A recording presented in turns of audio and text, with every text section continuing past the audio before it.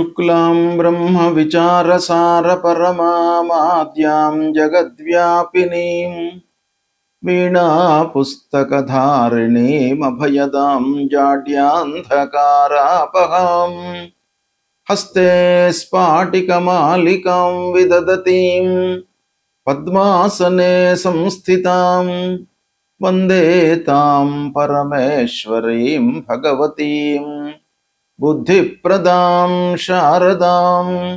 श्री महागणाधिपतये नमः। श्री महासरस्वत्यै नमः। శ్రీ గురుభ్యో నమః. శని గోచారము అంటే శని సంచరిస్తున్నటువంటి సమయం లోపల జాతకునికి అంటే 12 రాశులలో జన్మించినటువంటి వాళ్లకు ఎలాంటి ఫలితాన్ని ఇస్తాడు అనేటువంటి విషయాన్ని మనం చూసినట్టయితే, శని ఒక రాశిలో సంచరించడానికి దాదాపుగా 2.5 సంవత్సరాలు పడుతుంది. అంటే అత్యంత సమయము తీసుకునేటువంటి గ్రహము శనీశ్వరుడే. కనుకనే ఆ శని యొక్క వెలాసిటీ చాలా తక్కువ ఉంటుంది. అంటే రాశి లోపల ఎక్కువ రోజులు ఉండడానికి అవకాశం ఉంది.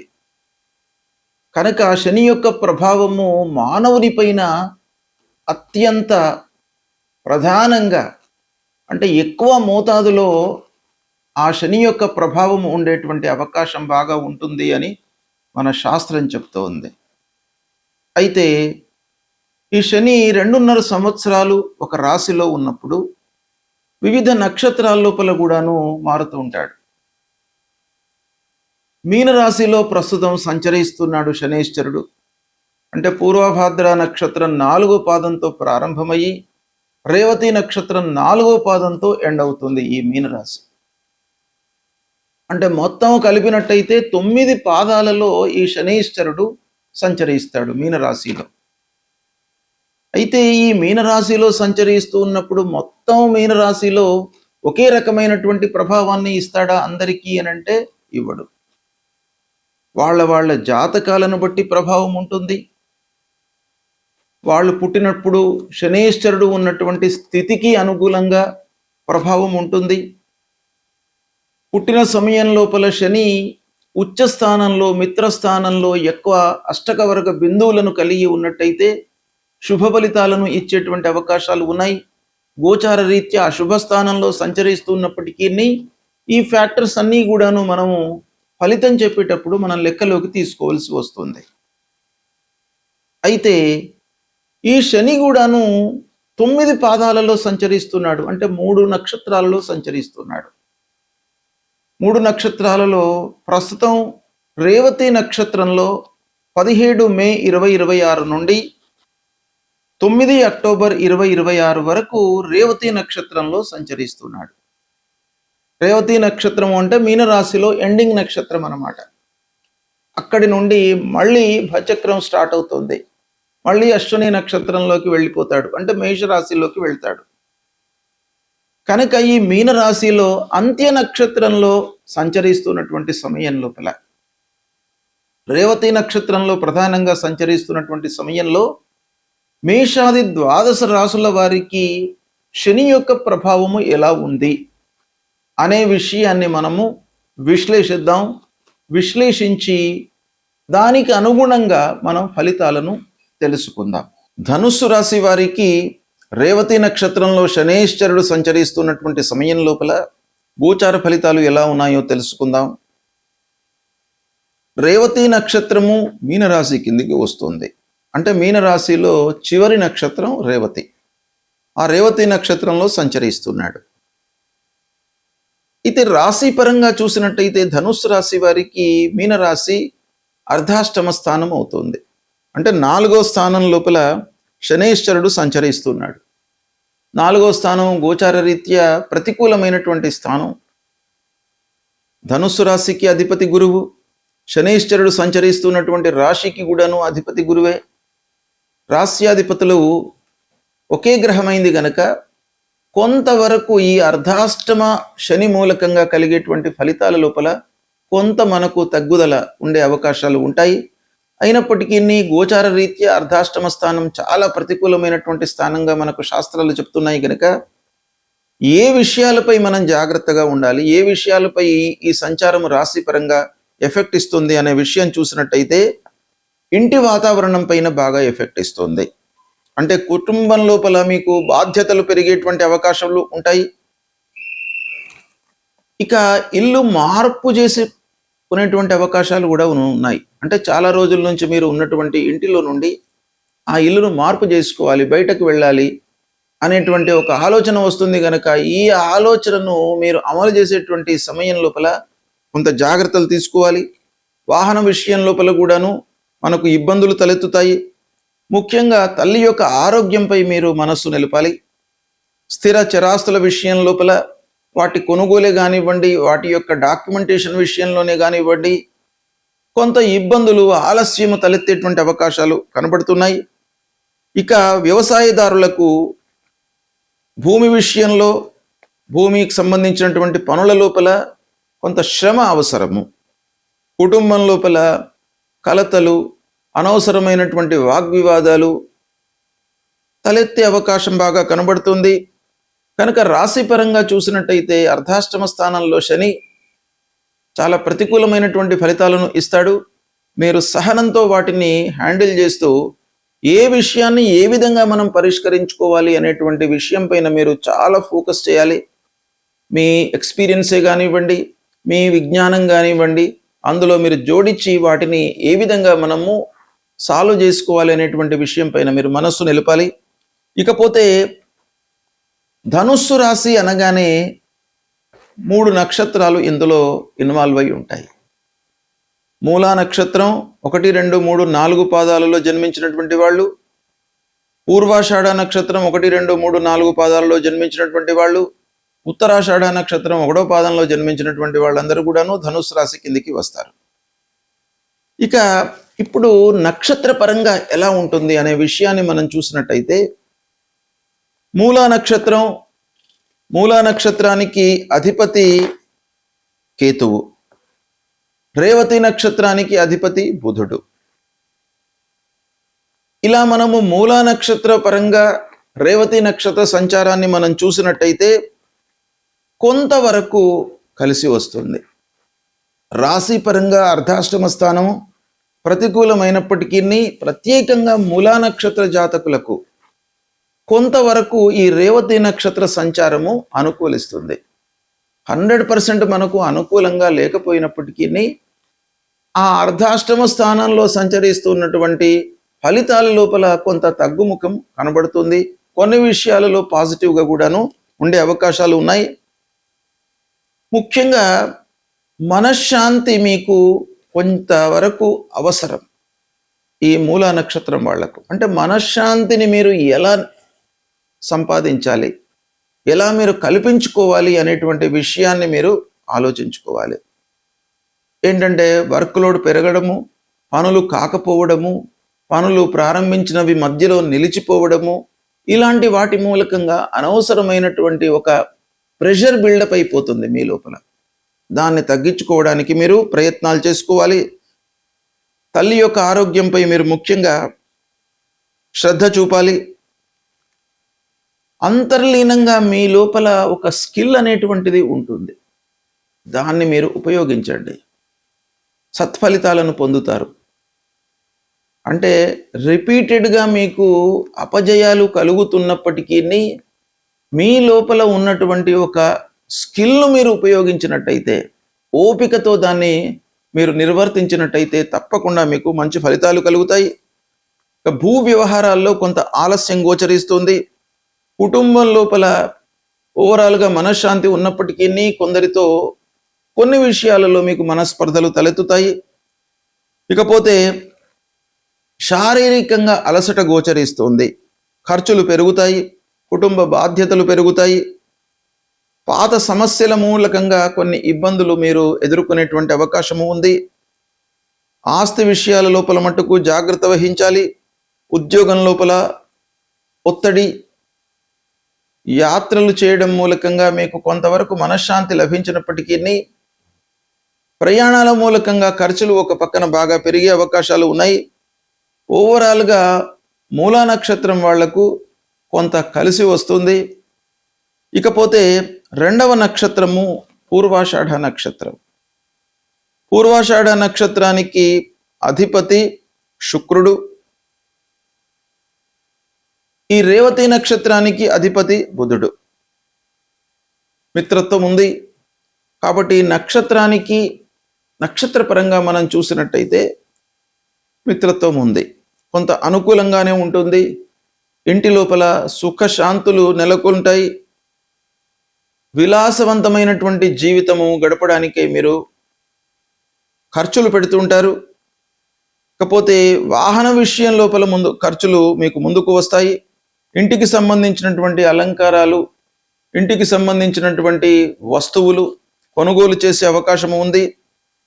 అయితే కుటుంబం లోపల కొన్ని అపార్థాలకు అవకాశము ఉంది. దాన్ని మీరు కొంత జాగ్రత్తగా హ్యాండిల్ చేసుకోవాలి. స్థిరాస్తులను కొనుగోలు చేస్తారు. భూ వ్యవహారాలలో మీరు జాగ్రత్తగా ఉండడం మంచిది. కళాత్మకమైనటువంటి విషయాల లోపల మీరు ఆసక్తి కనబరుస్తారు. సాహిత్య, సంగీత, సినిమా రంగాలలో ఉన్నటువంటి వాళ్లకు అనుకూలమైనటువంటి సమయము. ఇకపోతే ఇంటి మరమ్మతులు చేపట్టేటువంటి అవకాశం ఈ సమయం లోపల బాగా కనబడుతుంది. సుఖశాంతులకు మీరు ప్రధానంగా సమయాన్ని వెచ్చిస్తారు. నెమ్మదిగా ఇంటి లోపల ఒక స్థిరత్వం అనేటువంటిది మీకు లభిస్తుంది. మానసికంగా ఒక స్థిరత్వాన్ని మీరు పొందేటువంటి అవకాశం ఈ సమయం లోపల కనబడుతుంది. ఇక మూడవ నక్షత్రం ఉత్తరాషాఢ నక్షత్రం. 1వ పాదంలో జన్మించినటువంటి వాళ్ళు కూడాను ధనుస్సు రాశి కిందికి వస్తారు గనుక ఉత్తరాషాఢ నక్షత్రానికి అధిపతి సూర్యుడు బుధుడు. ఈ ఉత్తరాషాఢ నక్షత్రం నుంచి రేవతి నక్షత్రం చూసినట్టయితే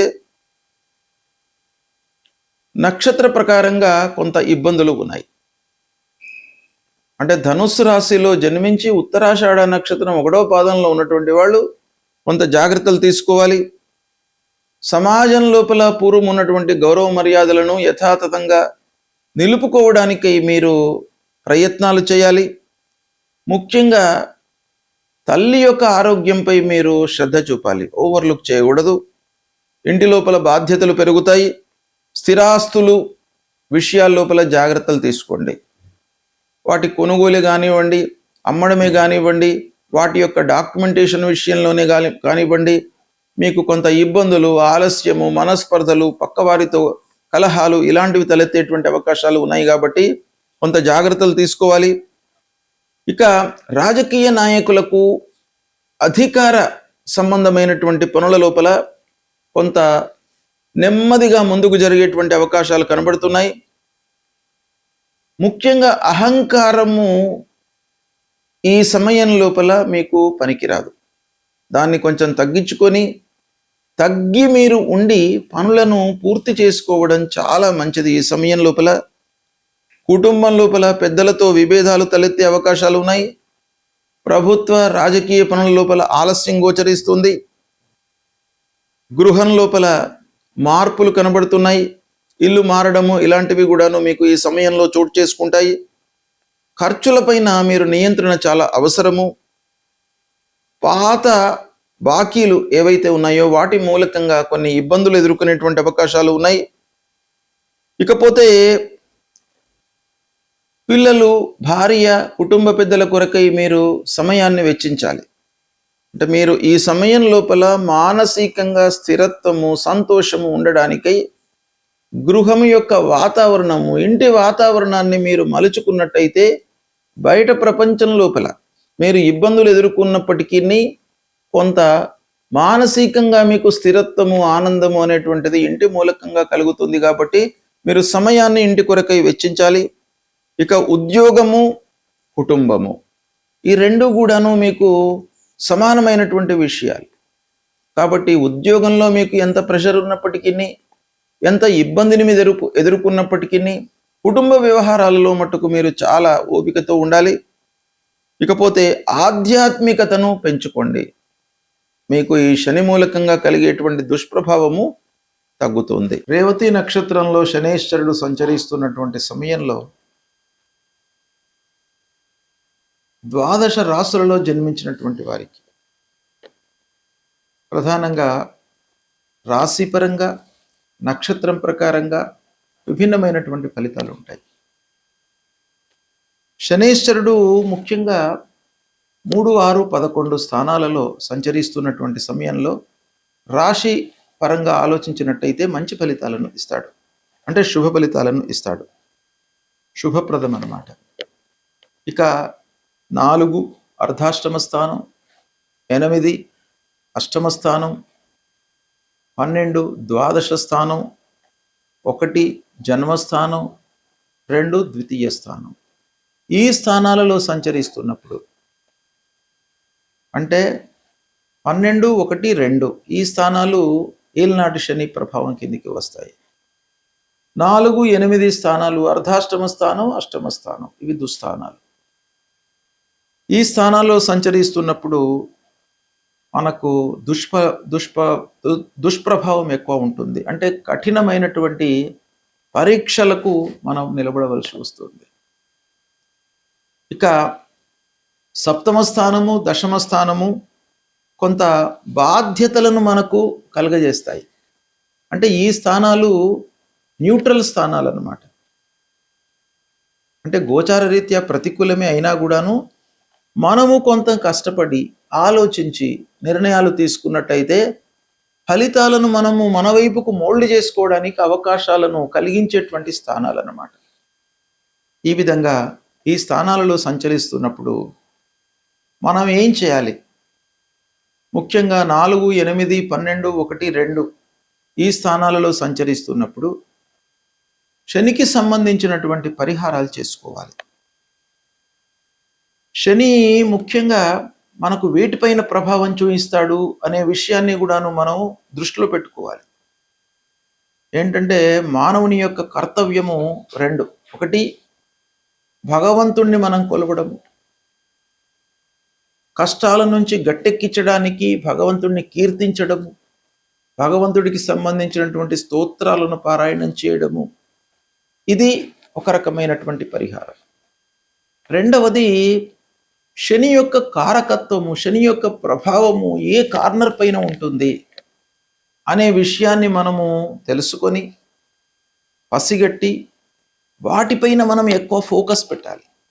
అంటే ఆ కార్నర్స్లో మనకు నష్టం జరగకుండా మనము ఎక్కువ ఫలితాలను, ఎక్కువ ప్రభావాన్ని మన వైపు నుంచి మనము ఎక్కువ నైపుణ్యాన్ని మనం చూపించాలి. అంటే ఎఫర్ట్స్ పెట్టాలి.